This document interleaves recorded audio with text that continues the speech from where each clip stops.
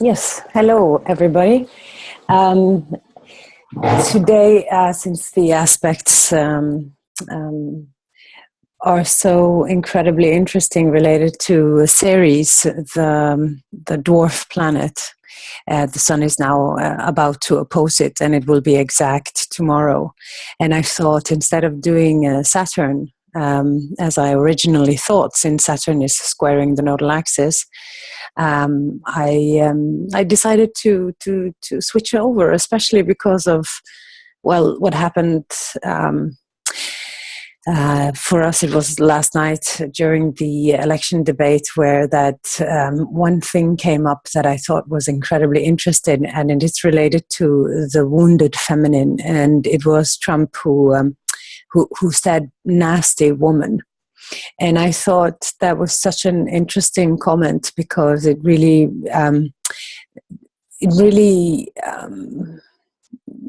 he really managed to say so much with those two words, and it has to do with attitudes related to the feminine that I think is very important for especially women, but also men, to heal, because of the demonization of the feminine. The feminine behavior, I'd say, the feminine reactive patterns.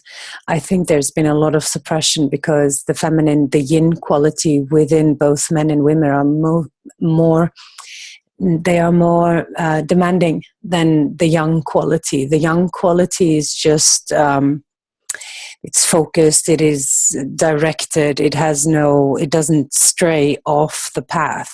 But the yin quality within every human being is more like a flowing river. It changes and it erupts and then it dries out, and it's in some sort of constant change. And that could be very challenging in a relationship when you have these emotional reactions changing all the time. And the first feminine energy that we are faced with in our own lives are our own mothers, or the one who were our mothers, if we had one. And if we were so unlucky that we didn't have any primary nurturing person in our in our lives to begin with, early life, then we have another kind of inner mother that we create in one way or another, which is a more lacking mother figure. It's not there, but it's still an image of a mother on the inner level, which is the whole point here. So whether or not we had a mother in our own lives, or whether or not we had a functional or a dysfunctional mother, we still have an impression on the inside of what it means to be a mother and how to mother ourselves. And it is a natural sequence to in a healing process. It's a natural path. It's going through the cleansing of this mother archetype in our own lives. In order to gain a full inner security, we need to heal that part of us that developed and how it was received in our early upbringing. So now with the Sun Ceres opposition, and Hillary is also born with Sun Ceres opposition, I thought it was a nice thing to do, because I find in my work that we tend to work a lot with our early years. We tend to drag along our past, and it tends to define us too much. We give it too much energy. And as I've worked with SoulFlow quite a lot lately, it's like an investment. Every time we have a trigger on the outside, we invest in that emotional bond between whatever is triggered and our center of awareness. So we keep feeding the trolls, as we would say in Norwegian. We keep feeding the very shadow that we want to heal and transform. And even by analysis, even by working a lot with ourselves and working deeply with ourselves, we can also fall into the trap of keep feeding the shadow or keep feeding the wound. And I think, on planet Earth today, I haven't seen anyone who hasn't got some sort of woundedness within themselves. There is always this vulnerability. And when we now very soon will do one of these mother archetype healings, we are addressing the inner mother, the mother within, the part of us that is supposed to be our nurturing capacity towards ourselves, but also towards other people, of course. It is something that is quite natural to give care to others, even if you're a man or a woman. And nurturing is part of the key word of Ceres. Spiritual nurturance is part of it, and that means actually being safe in a world that's always changing. And being safe where you have all these constant cycles that we have to go through as human beings. We go from being a child to being a teenager, to becoming an adult, and then growing into old age and eventually dying. So we have all these cycles in our lives. And for those of you who are familiar with the myth of Ceres, you know that her mythology involves cycles. It involves these constant changes. The Greeks and the Romans used her as a symbol of the changing seasons. And there's this Virgin, her daughter, is involved as well. She's spring. And, she's the juvenile within us. She's the young one inside of us, and she's the vibrant life force. And the mother is the one trying to protect that part by holding on quite tightly. So there can be some deep control issues with the placement of Ceres in your own chart. But this control, it's related to caring and nurturing. When you care for somebody, you make sure that they are feeling okay. And when they are feeling okay, it means less work for the mother. It means less burdens for the mother. So therefore, the mother within us, the mother in our own lives, can hold on to this control in order to be safe in herself. Which is a paradox, because we know life is always changing. And Ceres is closely related to the mythology or to the mythological figure of Hades or Pluto, the underworld. So there is this need for change in our own lives. There's this need for letting go. There's this need for growth. But if we are not feeling safe deep within ourselves, we will not allow this growth. We will try to stop it when it's there and it's knocking at our doors, because we don't feel secure enough to embrace change. So that's the theory of it all. So the meditation can be quite differently. In SoulFlow, it's just an invitation to simply observe, to have a state of wonder, to not judge, to not analyze, to not to not push.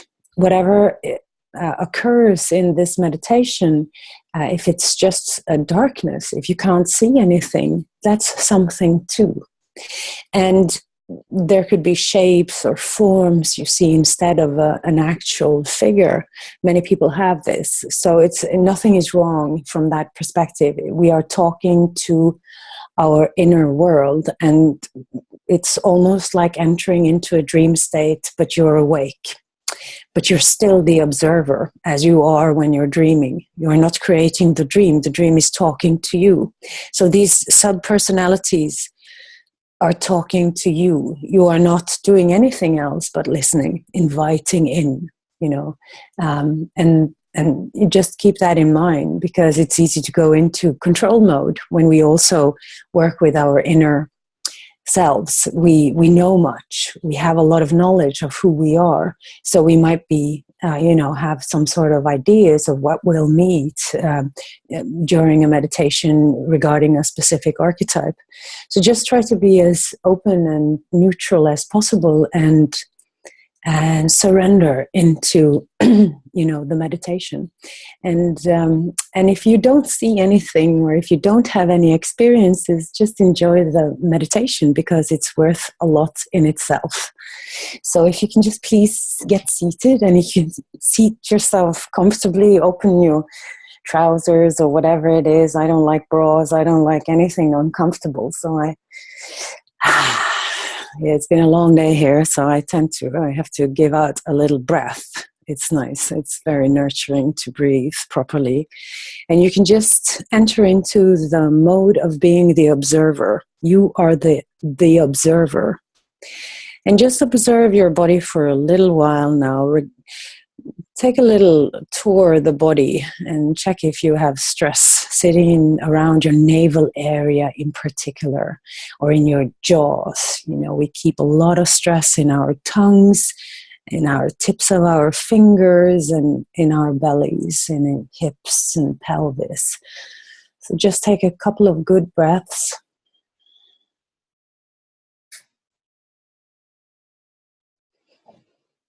And release whatever tension's there.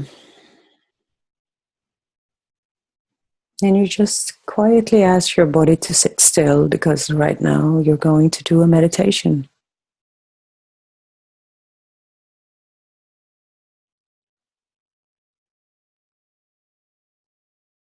And you focus your inner eye on the heart. The heart, you can start behind your shoulder blades. This is the portal for the chakra we know as the heart. It's behind the shoulder blades. So imagine you have like a portal there. And you can open it up. And it drips light into this portal like a radiant sun. It shines in every direction. And it fills up your entire chest. And it radiates beyond your chest, beyond your breasts, out into the field of your aura. This is love. This is your capacity to love. No matter what kind of emotional state you're in, this center is pure love.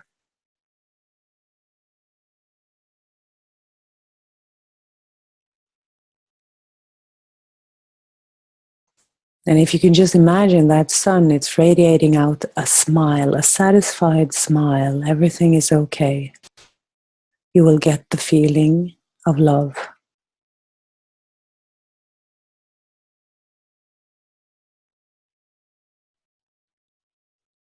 And this smile, you can almost like you spray paint it around in your aura, the inner walls of your being. The back of your back, on the back, underneath your arms, out through the breast, every direction like a radiant sun. And it moves up towards your neck,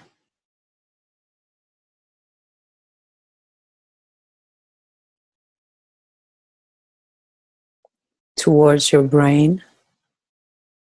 And there it lights another light deep inside of your brain, in the cave, near the pineal, the gland that is situated in the middle of your brain. The gland we know as the brain of the soul. This is the seat of the soul in the body. And you open up another light, a radiant, clear light that springs out like a small explosion, and it fills your entire brain with light. The back of your brain, the base of your brain, the front of your brain, the top of your brain.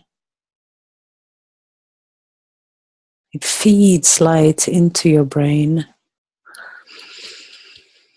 And it expresses itself beyond the physical brain and lights up the entire field around your head.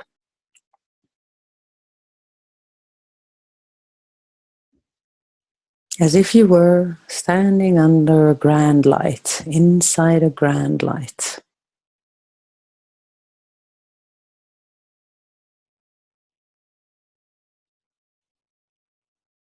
And this light is sensitive to yet another light, a light that's hovering above your head, which is your soul. This is the soul light, the radiant sun of your higher self.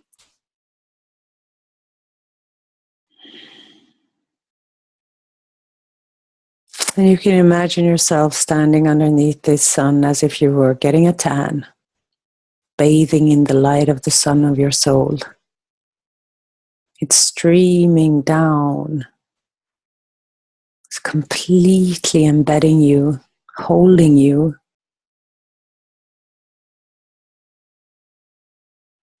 And it drips down as a shower of light.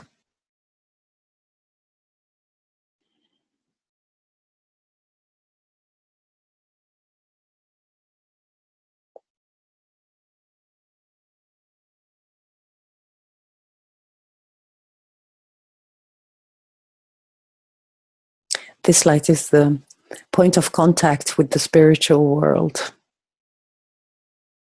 And you can invite in your personal guides, your inner teachers, whatever you have contact with, to help and heal this journey that you're now about to take. And you feel this light, it's simply flowing down your entire body, into your head, down your neck, into your chest, through your belly, down all the way to the bottom of the spine, through the pelvis, out through both your feet. And it's breathing itself down through the soles of your feet, down all the numerous layers of earth, penetrating deep into earth, into the inner light of matter, the flowing, glowing lava of the core of earth. And you can feel this center as if it was a concentrated force of energy grounding you, holding you still.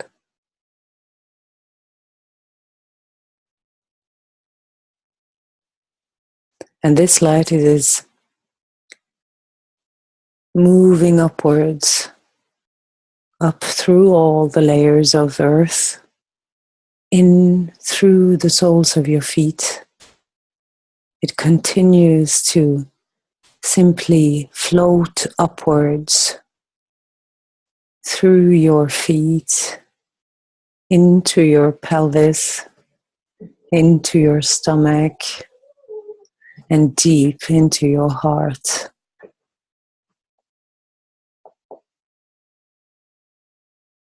And there it mixes with the light from your soul, as if you were standing in one big path of energy. You were held by this energy. It moves through you. And this energy from the core of earth and from the central sun above your head, it's mixing and dynamically expressing itself through your heart. And with every breath and every exhale, you see this light expand. It fills you up little by little. Feel the life of it. It's life energy. It's not stagnant. It's not static. It's dynamic, vibrant. It's alive. And this powerful energy you send out into your subconscious, deep into the darkness of your own being. You send this particular ray of love. You greet yourself with this love.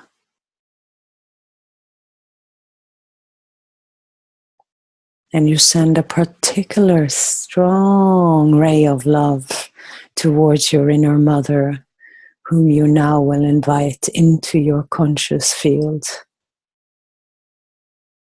You invite your mother, your inner mother, and you tell her you just want to have a little talk. You just want to see her, who she is.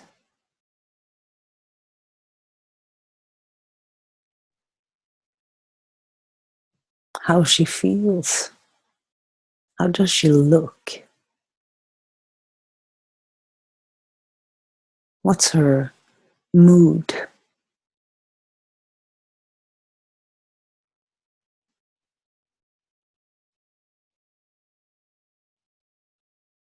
How's the atmosphere around your mother, your inner mother?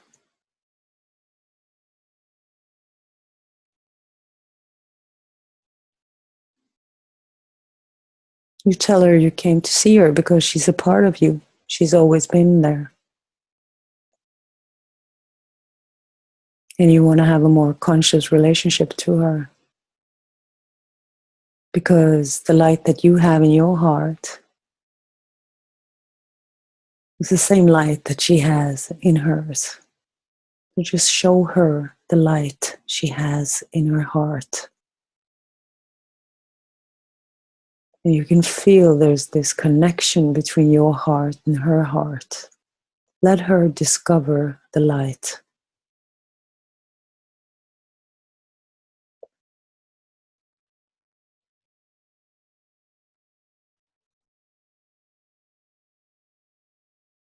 How does she react to that?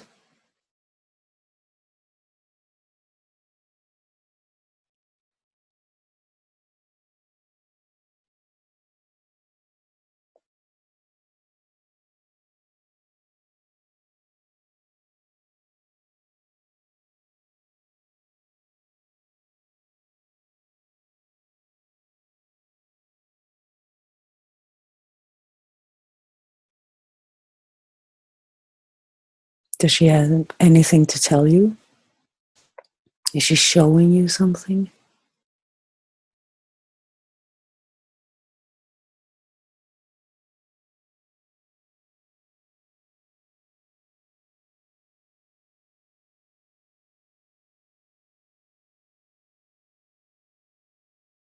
Tell her she's your inner mother. And she's not the same as your outer mother.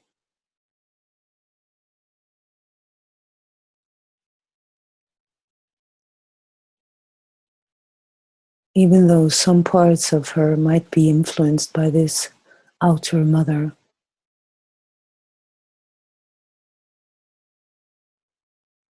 Tell her she can let that go now and become herself.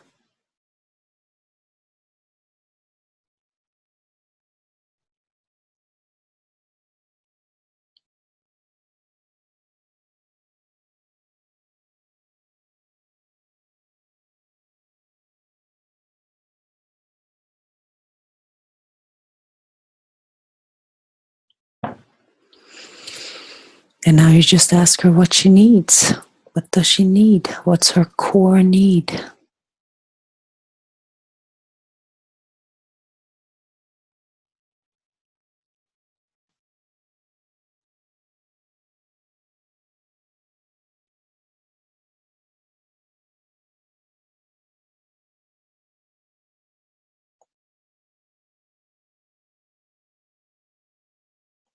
And ask her, how did she get that core need met?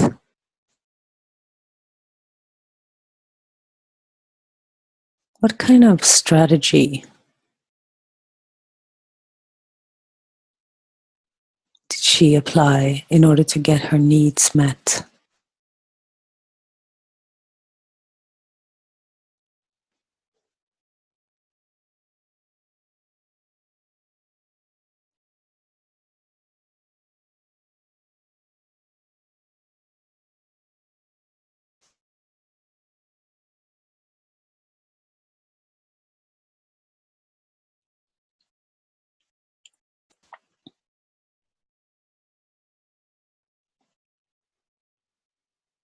Ask her if she thinks that it's been successful. Did she feel she got her needs met, even though she tried to have them satisfied?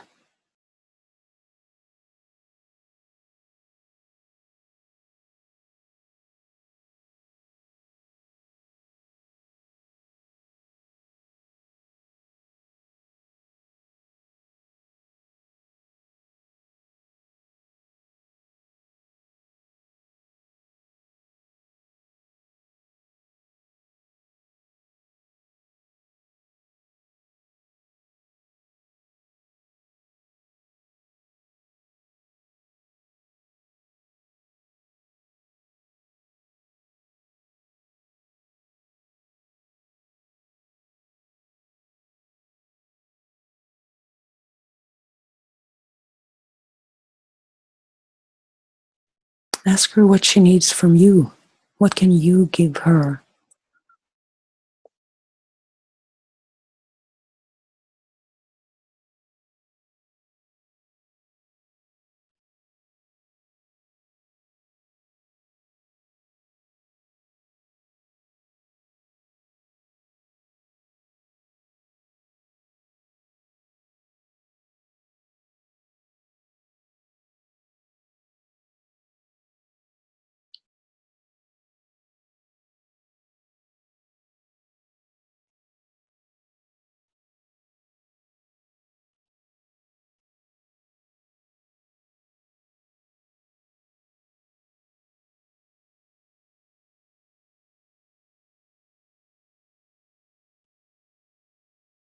What is the quality of her energy now that you've given her a little bit of space?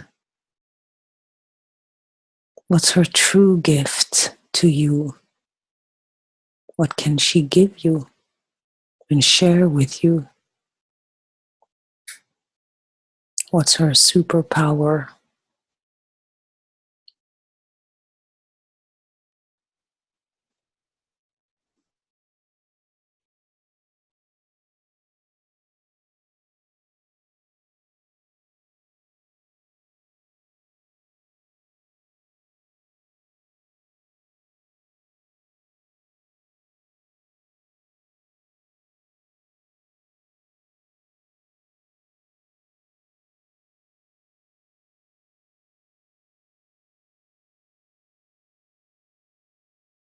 And just notice how that feels to receive her energy, her strength, her light.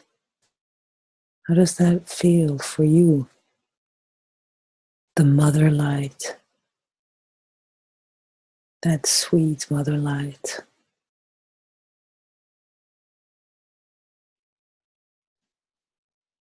The great mother.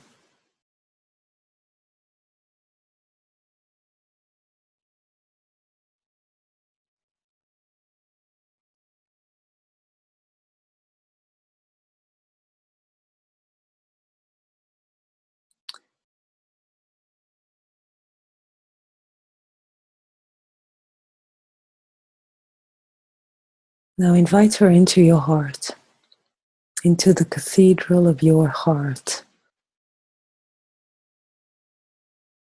And if you want, ask her if she wants to be a part of your inner family, your inner circle. If she accepts, bring her into that light. Hold her hand, hug her, whatever you want.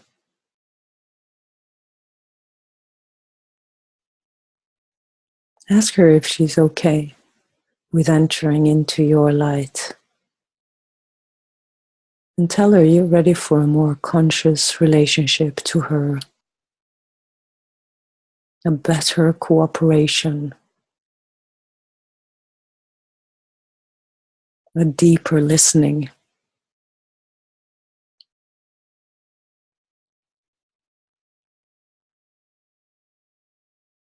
a deeper respect and love.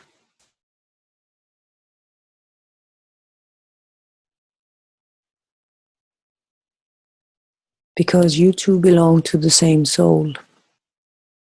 So from heart to heart and to the soul, imagine there's a triangle of light that moves through you. From the soul into your heart, into her heart, up again into the soul, to your heart, into her heart, back again to the soul, to your heart, into her heart, back again into the soul. And you just continue doing that flow. You let your heart open completely. Just let it flow.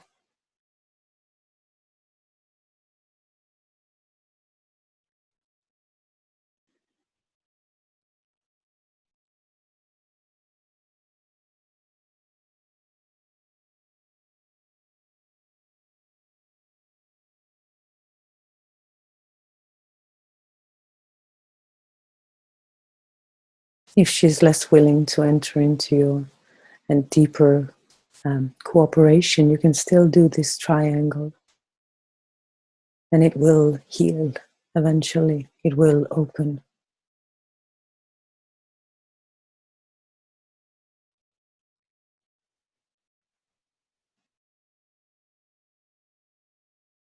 So from the soul to your heart, into her heart.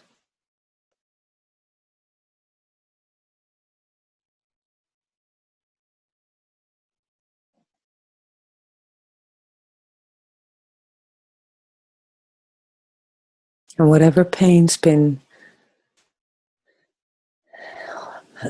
stuck inside there, just let that release. It's only tension.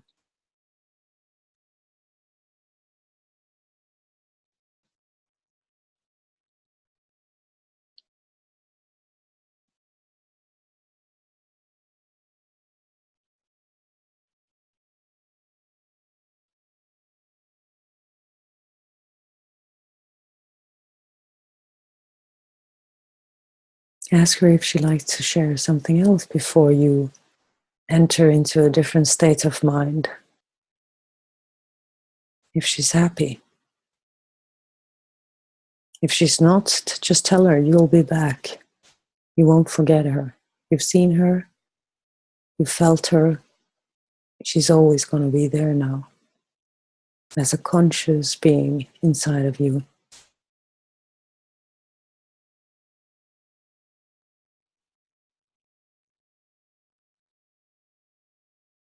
And if that feels okay, little by little you start coming out of the meditation. Just leave her there in your heart. And you start moving your fingers, rolling your shoulders, whatever makes you feel come alive again. And when you're ready, you can open your eyes.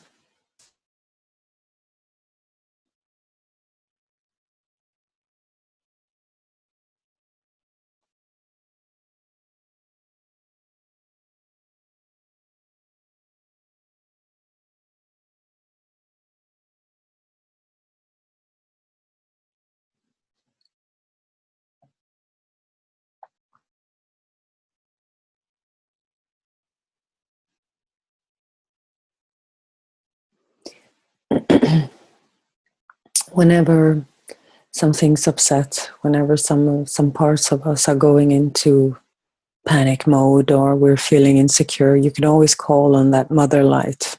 And the more you get to know it, the better it is, the stronger it is. I think we need that mother light our entire lives. It is part of us, and it's incredibly powerful.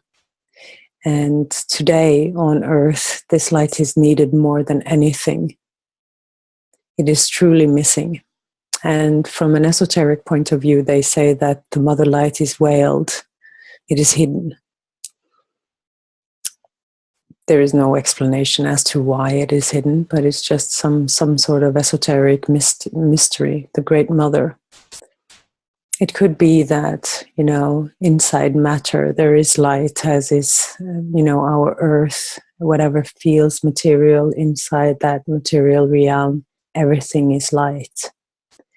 And these were parts of the mystery schools that surrounded the mythology of Ceres, or Demeter, as she's also known as. The initiates were taken into a temple. It was hidden. And, it was secretive, whatever went on behind there. But they faced this, they entered into transcendental conditions, states of minds, and they saw that within everything that is material, there is this light. Just as deep inside our Earth's core, there is a light. So perhaps that's why, and that's how we can find security, even when we are facing death. Because eventually we will realize that we're only light. It is all is light, and it can make us feel incredibly safe, even in the greatest darkness, and especially in darkness that we have on Earth today. So, yeah, just some final inspirations there about Ceres. So if anybody has anything to share, I mean, this is the time. We have less than a minute. If not, I can only say thank you for joining me on this journey. Yeah.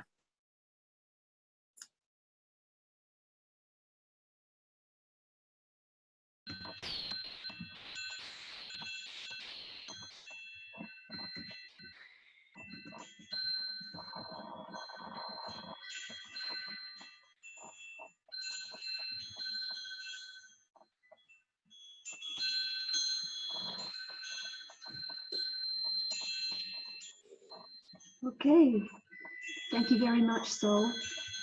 That was fantastic. Thanks so much. Yes, thank you. Thank you. Thank you. It's very nice to see.